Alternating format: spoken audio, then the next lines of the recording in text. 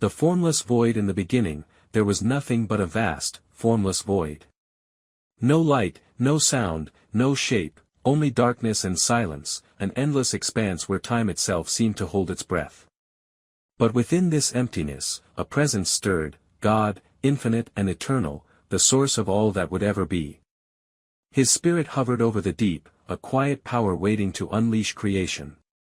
Then, with a voice that shattered the silence, God spoke, "Let there be light." And light was born, piercing the darkness like a blade. He saw the light was good, and he separated it from the darkness, calling the light day and the darkness night. Thus, the first day dawned, a rhythm of time set in motion. God continued, shaping the heavens, a vast expanse to hold the stars yet to come. On the second day, he parted the waters below from the waters above, crafting the sky like a boundless canopy. By the third day, he gathered the waters under the heavens into seas, and dry land emerged, sprouting with lush vegetation, grasses, trees, and flowers, each seed carrying the promise of life. The earth began to breathe, vibrant and green, a testament to his design. Every blade of grass, every towering tree, was a whisper of his will, a world awakening under his gaze. The celestial dance on the fourth day, God turned his eyes to the heavens. "Let there be lights in the sky," he declared, and the sun blazed forth, a golden fire to rule the day. The moon followed, a silver sentinel for the night, and with it, a scattering of stars like diamonds strewn across the velvet dark. These lights were not mere ornaments, they were signs, markers of seasons, days, and years, guiding the rhythm of the world below. The sun's warmth kissed the earth, coaxing life from the soil, while the moon's gentle glow cradled the tides. God saw their harmony and called it good. The celestial dance was set, each light spinning in its place, a silent symphony of order and beauty. The earth now pulsed with possibility, its days and nights woven into a tapestry of time, waiting for the next act of creation. The stars whispered of a story yet to unfold, their light a promise of something greater. The creatures of sea and sky. The fifth day dawned, and God's voice rang out again, "Let the waters teem with life, and let birds soar in the sky." Instantly, the seas churned with movement, fish darting through coral, whales gliding through the deep, creatures of every kind filling the waters with color and motion. Above, the air hummed as birds took flight, their wings slicing through the dawn. Eagles soared, sparrows fluttered, and owls glided under the moon's watchful eye. Each creature was unique, crafted with care, their forms a reflection of God's boundless imagination. He blessed them, saying, "Be fruitful and multiply," and the seas and skies became a living chorus, each splash and song and note of praise. The world was no longer silent, it sang with life, a vibrant prelude to the crescendo of creation yet to come. God looked upon his work and saw that it was good.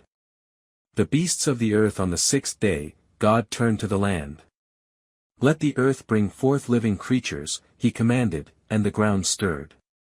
From the dust rose beasts of every kind, lions with manes like fire, elephants with trunks swaying, deer leaping through meadows. Creeping things scuttled, serpents slithered, and cattle grazed in quiet herds.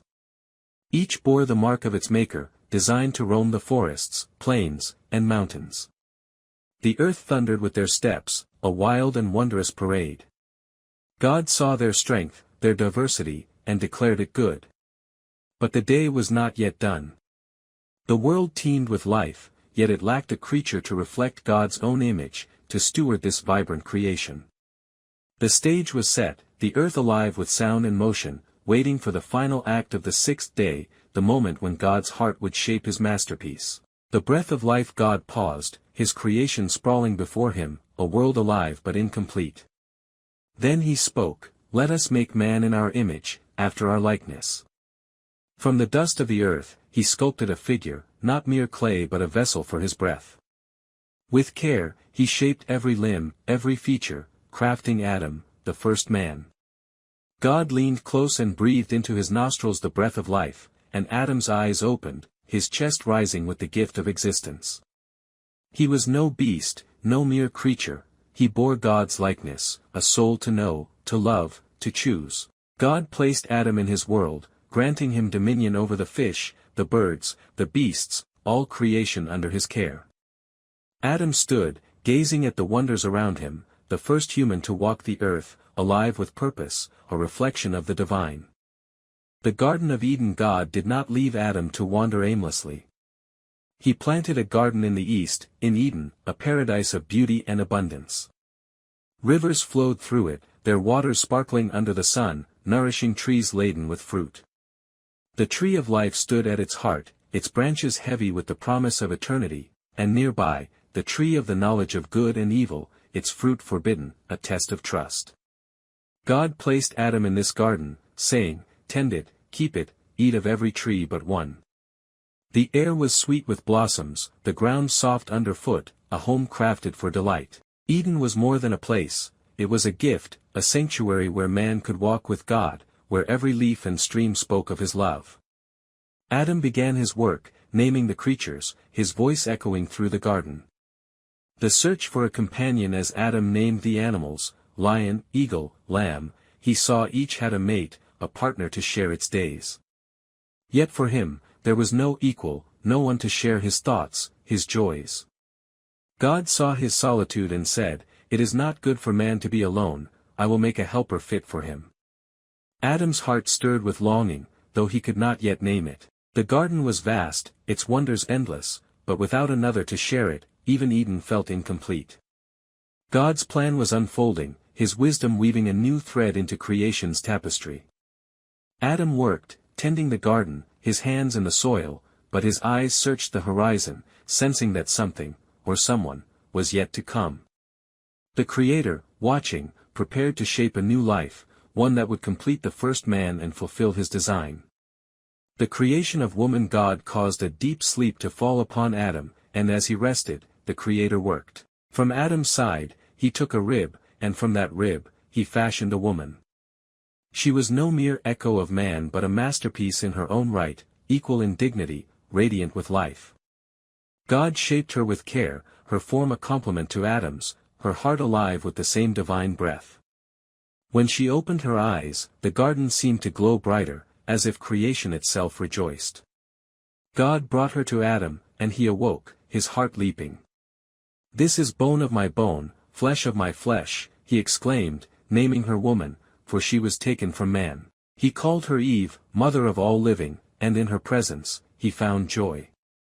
Together, they stood in Eden, two souls woven into one purpose. The covenant of marriage. God looked upon Adam and Eve and blessed their union. "Therefore, a man shall leave his father and mother and hold fast to his wife, and they shall become one flesh." This was the first covenant, a bond sealed in Eden's light, where love was pure and unshadowed. Adam and Eve walked hand in hand, naked and unashamed, their hearts open to each other and to God. The garden was their home, its rivers and trees a daily gift, but their true delight was in each other and in the Creator who walked with them. They laughed under the stars, worked in the cool of the day, and rested in the shade of the tree of life. Their love mirrored God's own, a harmony of trust and unity, a promise that would echo through generations, even as the world grew complex. The command and the choice. In the heart of Eden, God spoke to Adam and Eve, his voice both gentle and firm. "You may eat of every tree in the garden, but of the tree of the knowledge of good and evil, you shall not eat, for in the day you do, you will surely die." The command was clear, a boundary set not to confine but to protect. The tree stood as a choice, its fruit tempting yet forbidden, a test of their trust in God's goodness. Adam and Eve nodded, their hearts aligned with their Creator, content with the abundance around them. They worked, played, and rested, their days filled with the rhythm of Eden's peace. Yet the tree remained, a silent question in the garden's heart, its presence a reminder that love requires obedience, and obedience requires faith. For now, they chose to trust, their eyes fixed on God. The serpent's whisper unseen by Adam and Eve, a shadow stirred in Eden. The serpent, craftier than any beast, slithered into the garden, his eyes gleaming with malice. He was no mere creature but a vessel for deception, driven by a will opposed to God. Approaching Eve, he spoke, his voice smooth as silk, "Did God really say you must not eat from any tree?" Eve paused, her brow furrowing. "No," she replied, "we may eat from all trees except the one in the middle." God said we must not eat it or touch it, or we will die. The serpent smiled, his words dripping with cunning. You will not die. God knows that when you eat, your eyes will be opened, and you will be like him, knowing good and evil. Doubt crept into Eve's heart, a seed planted by the serpent's lie, the first whisper of rebellion in a perfect world. The forbidden fruit. Eve stood before the tree of the knowledge of good and evil, its fruit gleaming in the sunlight, more alluring now than ever. The serpent's words echoed in her mind, "You will be like God." She gazed at the fruit, seeing it was beautiful, desirable, and promising wisdom. Her heart wavered, torn between trust and curiosity. Reaching out, she plucked the fruit, its weight heavy in her hand. She ate, the taste sweet but fleeting, and in that moment, something shifted. She turned to Adam, who stood nearby, and offered him the fruit. Without a word, he took it and ate, choosing her over God's command. Their eyes opened, not to wisdom but to shame. They saw their nakedness, their innocence shattered, and hastily wove fig leaves to cover themselves, hiding from each other and from the God who loved them. The broken fellowship. As the sun dipped low, God walked in the garden, his presence once a joy, now a terror to Adam and Eve. They hid among the trees, their hearts pounding, the fig leaves a feeble shield. God called, "Adam, where are you?" His voice was not anger but sorrow, a father seeking his children. Adam stepped forward, trembling. "I was afraid because I was naked, so I hid." God's gaze pierced the truth. "Who told you that you were naked? Have you eaten from the tree I forbade?" Adam pointed to Eve, "The woman you gave me, she gave me the fruit." Eve, in turn, blamed the serpent, "He deceived me, and I ate." The harmony of Eden was broken, their trust replaced by blame, their love tainted by fear. God's heart grieved, yet his justice stirred, for choices bear consequences, even in a garden. The curse and the promise. God turned first to the serpent, his voice like thunder, "Cursed are you, crawling on your belly, dust your food. Enmity will rise between you and the woman, between your offspring and hers, he will crush your head, and you will strike his heel." To Eve, he said, "Your pain in childbirth will be great, and your desire will be for your husband, yet he will rule over you." To Adam, he declared, "Cursed is the ground because of you, through toil, you will eat, and thorns will choke your fields. Dust you are, and to dust you will return." Yet in the curse, a promise gleamed, the woman's offspring would triumph, a seed of hope amid the judgment. God clothed Adam and Eve in animal skins, a covering born of sacrifice, a sign of mercy even in exile. The garden's gates would close, but God's love would endure. The exile from Eden. God led Adam and Eve from the garden, their steps heavy with the weight of loss. Behind them, the tree of life stood untouched, its fruit now beyond their reach. To guard it, God placed cherubim with flaming swords, their light a barrier none could cross. Eden faded into memory, its rivers and trees a dream of what was. Adam and Eve faced a world of thorns and toil, yet they carried God's promise in their hearts, a Savior would come, born of woman, to crush the serpent's power. They clung to each other, their love tested but unbroken, and to God, whose mercy followed them into exile. The earth awaited redemption, and though the garden was lost, the story of grace had only begun, its chapters unfolding through generations, pointing to a day when paradise would be restored. The toil of the earth beyond Eden's gates, Adam and Eve faced a world transformed. The ground, once soft and yielding, now resisted Adam's touch, sprouting thorns and thistles that pricked his hands. He labored under the sun's unrelenting heat, sweat beading on his brow as he tilled the soil. Each seed planted was a battle, each harvest a hard-won victory.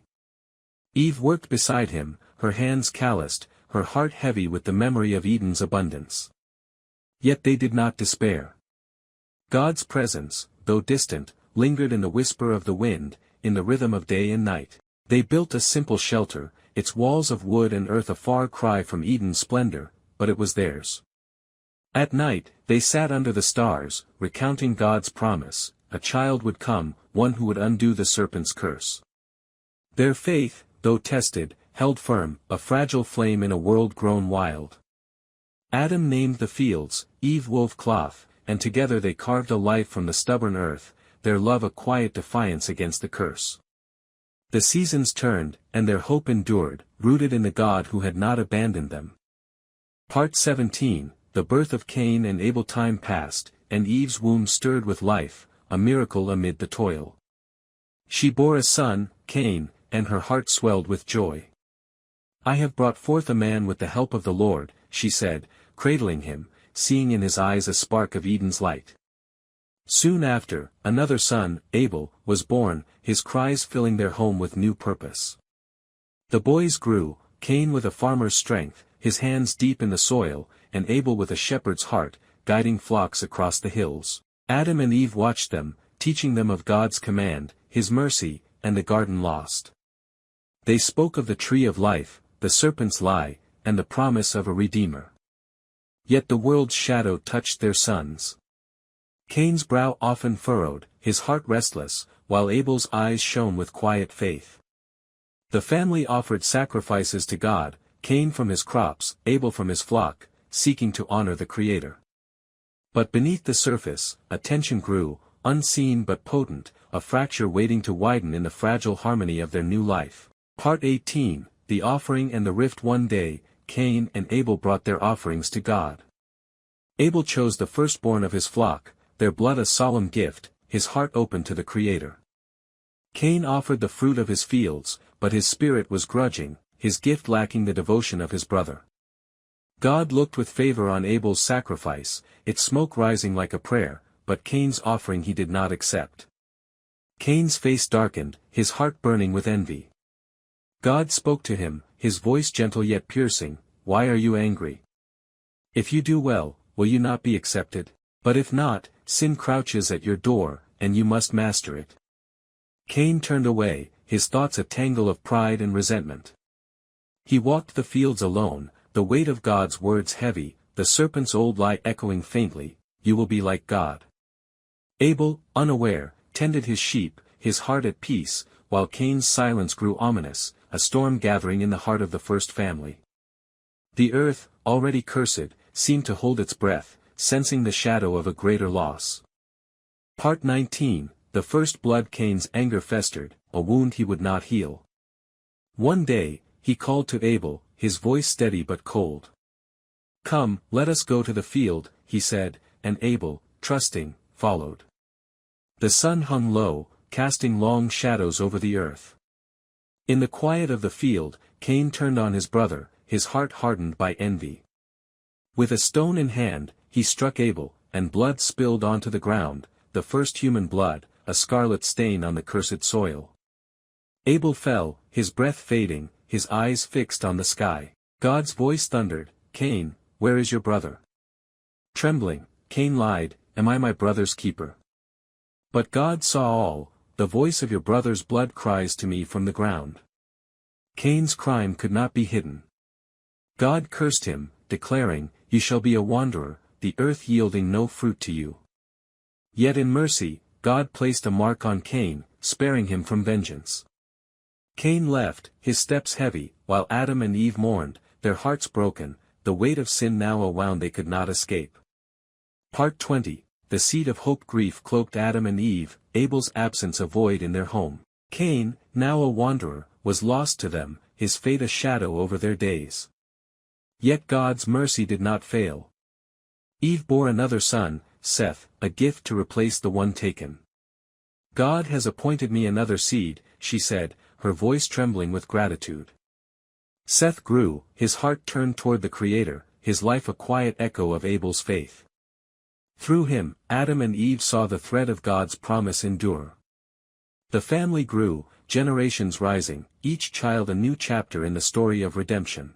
They told their children of Eden, of the serpent, of the promise that one day a child would crush the evil that had stolen their paradise.